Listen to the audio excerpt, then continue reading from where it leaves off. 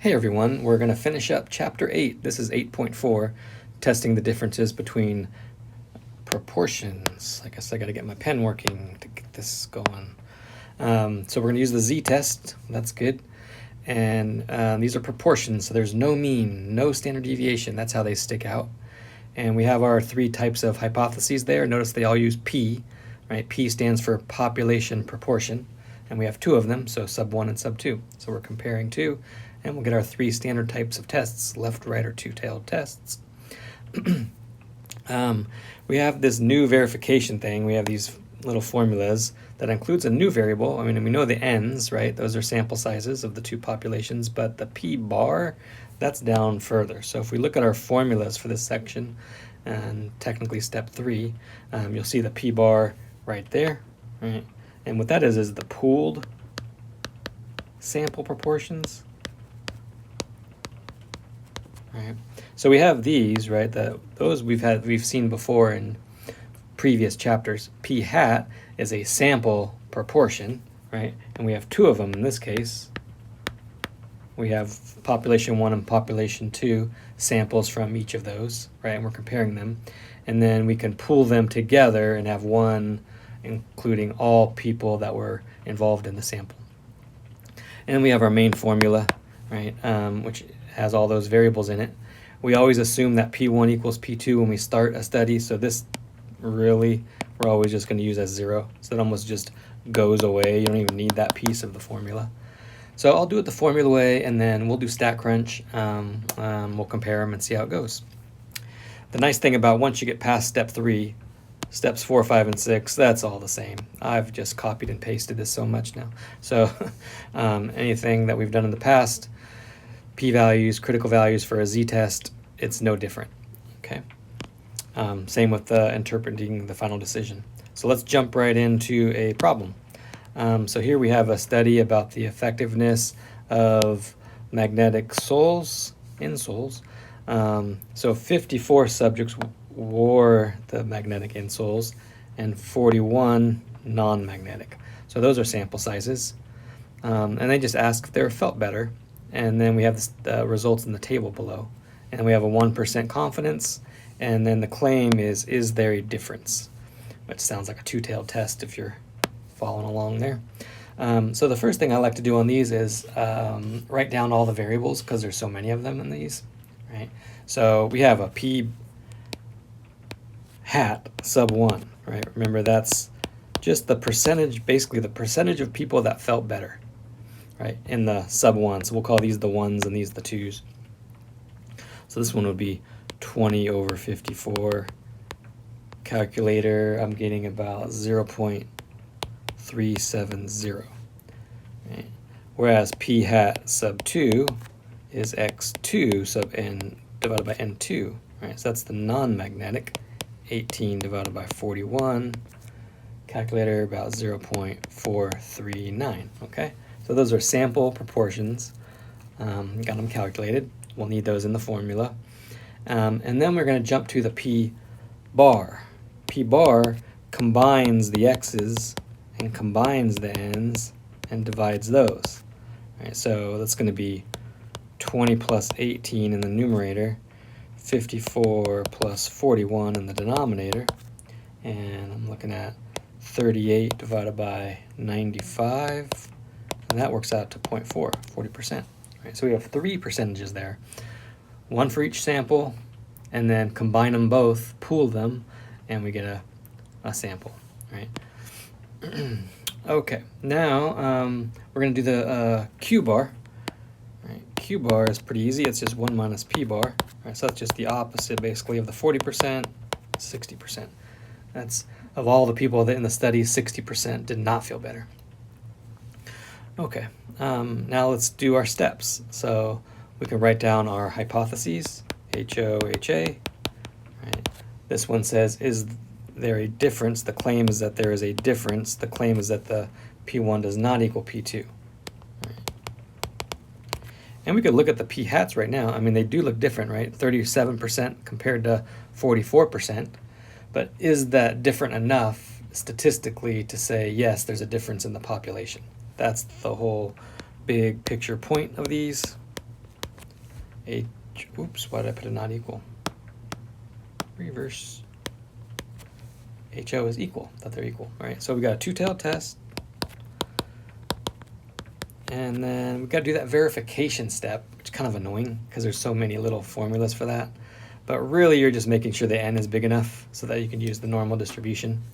So what they have you do is do n1 times p bar, right, which you know those already, right? It's 54 and 0.4 from above.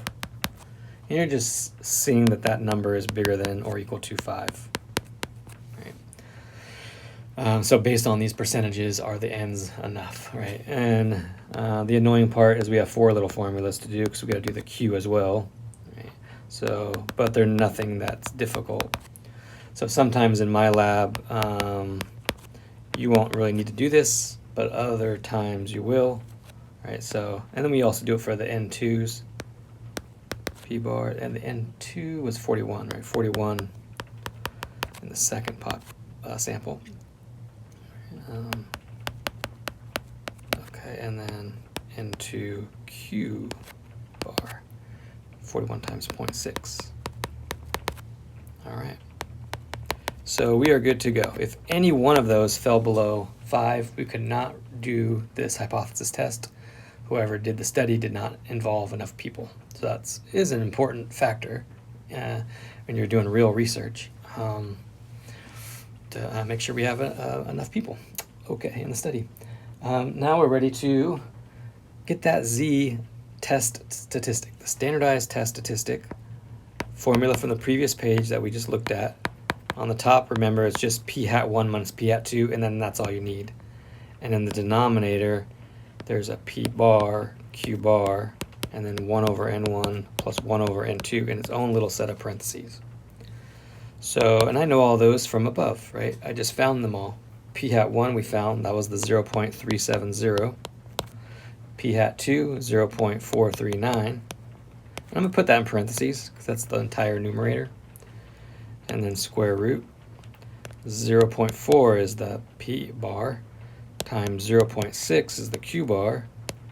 1 over n1, 54. And n2, 41. So take some time, put that into a calculator, and see if you get what I get. You might need an extra set of parentheses around the entire thing that's underneath the radical, depending on your calculator. So maybe that extra set of parentheses will help. But if you want to pause the video and make sure you're getting negative 0.68, that would be a good idea. Hopefully we match on that. Once you have the z, the next thing is to turn that into either a p-value or a critical value. So let's do the p-value method for this one. We'll do both, right? So how do we find a p-value given a z? And we're going to use StatCrunch for that. Okay, so our normal calculator that we've done before. So at this point now, there's nothing new. This is all a review from previous videos, but I'll redo it now.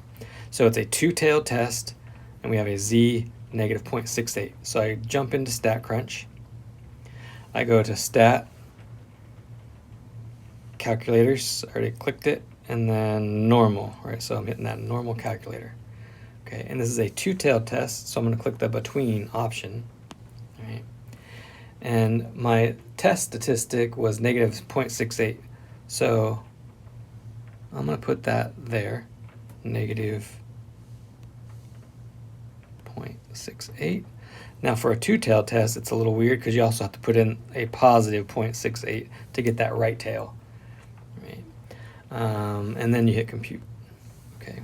And then what you're given is actually the opposite of the p-value, right? Because this is giving you the red area, which is between. The p-value is the tails.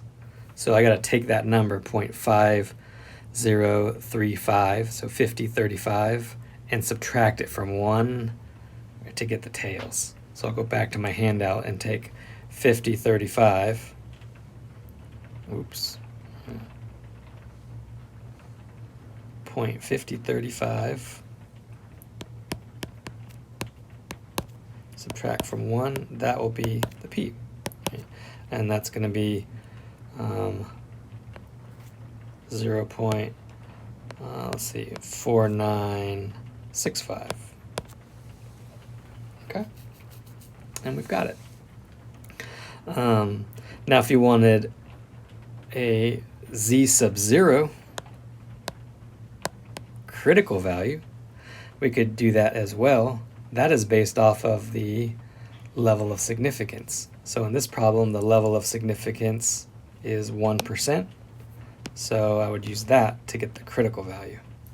Okay, so let's go back to StatCrunch. And then, whoa, where'd you go? Okay, we're still going to be two-tailed because it's a two-tailed test. But now I'm going to, over here, put in not the actual alpha because it's 1%. I got to put it at the opposite because remember the StatCrunch is always giving us the between. So I'm putting in 0.99 and then compute.